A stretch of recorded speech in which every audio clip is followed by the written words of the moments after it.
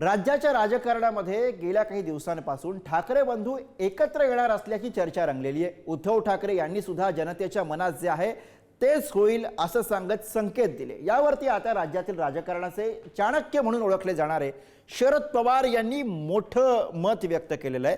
राज ठाकरे यांच्या सभांना गर्दी होते, पण गर्दीचं रूपांतर मतांमध्ये होत नाही असं स्पष्टपणे पवारांनी म्हटलं आणि त्यामुळे शरद पवारांना नेमकं काय म्हणायचंय हा प्रश्न उपस्थित होतोय।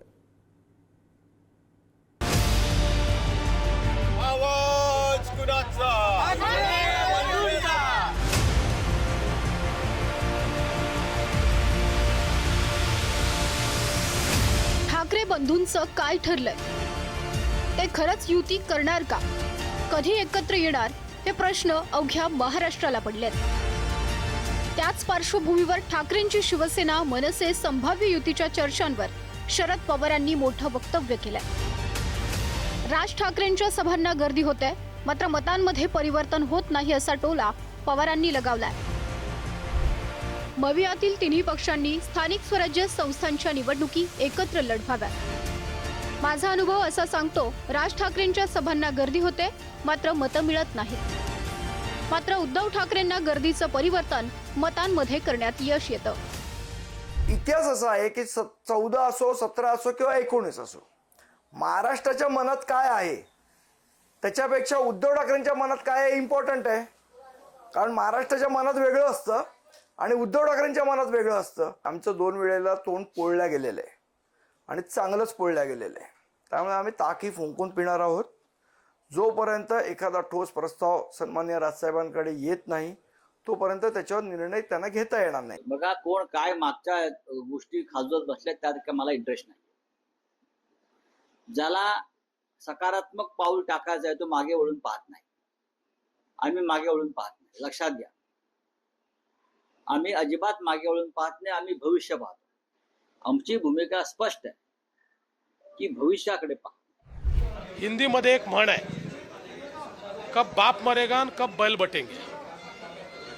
तुम्ही आपल्या पतंगी उडवून राहिले आणि त्याच्यावर मी प्रतिक्रिया देत बसायचं एवढे धंदे थोडी आहे मला। खरं म्हणजे मी एकच सांगतो की लोकशाहीमध्ये कुणालाही कुणाच्या बरोबर जाण्याची, कुणालाही कुणाच्या बरोबर युती करण्याचा अधिकार आहे। लोकशाहीमध्ये त्यांना मोकळी आहे। परंतु आता जर तर वर मी कशाला बोलू, हे जर तरचा विषय आहे।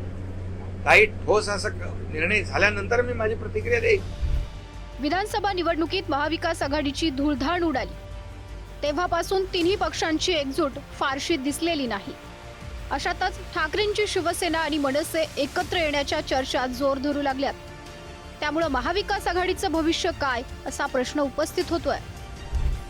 मनसे सोबत युती हवी असेल तर काँग्रेसची साथ सोडा अशी अट राज ठाकरेंनी ठेवल्याची माहिती। ठाकरेंची शिवसेना मनसे युती झाल्यास राज ठाकरे मवियात सहभागी होण्याची शक्यता नाही।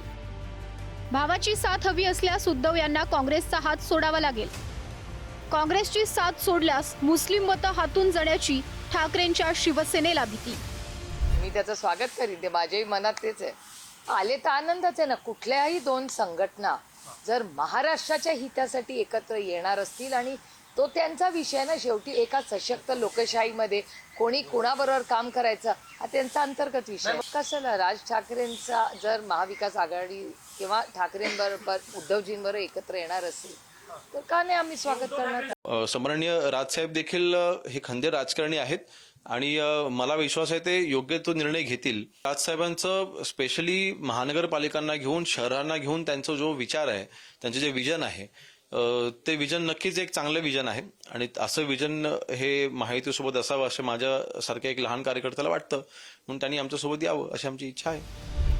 ठाकरेंची शिवसेना आणि मनसेचे कार्यकर्ते युतीबाबत प्रचंड सकारात्मक आहेत। अमरावतीमध्ये दोन्ही पक्षाच्या कार्यकर्त्यांनी एकत्र येत नव्या युतीच्या नावानं घोषणाबाजी केली। इतकंच नव्हे तर मनसे आणि ठाकरेंच्या शिवसेनेच्या कार्यकर्त्यांची चाय पे चर्चा झाली। त्यामुळे कार्यकर्त्यांचं मनोमिलन झालं। आता ठाकरे बंधूंचं होणार का हा प्रश्न उपस्थित होतोय।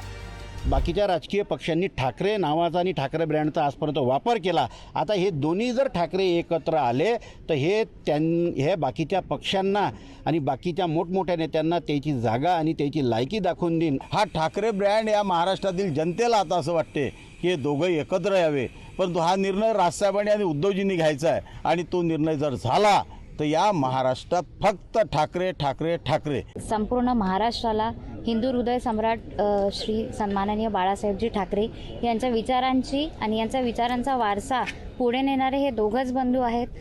सन्माननीय उद्धव साहेबजी ठाकरे आणि राजसाहेबजी आमचे पक्षप्रमुख सन्माननीय श्री राजसाहेब ठाकरे यांच्या दोघांच्याही विचाराची मराठी माणसाला संपूर्ण महाराष्ट्राला गरज आहे. महाराष्ट्राच्या हितासाठी आता महानगरपालिका असो, जिल्हा परिषद असो की पंचायत समिती असो, शेवटी हे जे खोटं हिंदुत्व करतात यांच्यापाशी हिंदुत्व नाही आहे. खरं हिंदुत्व हे फक्त ठाकरे गटांपाशी आहे.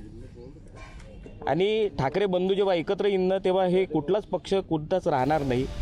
तर आम्ही संदेश नाही थेट बातमी देऊ असं विधान करत उद्धव ठाकरेंनी मनसेसोबतच्या युतीसाठी एक पाऊल पुढे टाकलंय. हाच धागा पकडत मनसे अध्यक्ष राज ठाकरेंनीही गुगली टाकली. शिवतीर्थ या निवासस्थानावरून बाहेर पडताना राज ठाकरेंनी पत्रकारांना बोलावलं. मातोश्रीवर चाललोय असं म्हणत पत्रकारांसह ठाकरेंच्या शिवसेनेची चांगलीच फिरकी घेतली. ठीक आहे ना, बघू ना, जे महाराष्ट्राच्या जनतेच्या मनात आहे ते होईल.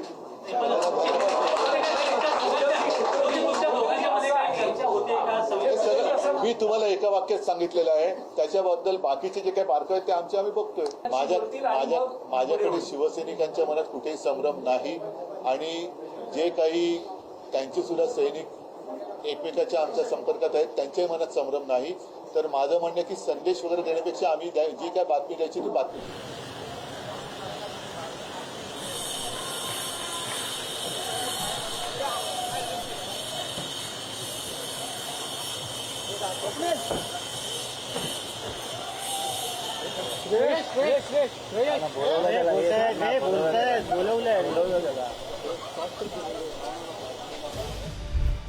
एप्रिल महिन्यात राज आणि उद्धव ठाकरेंनी युतीसाठी हात पुढे केलेत.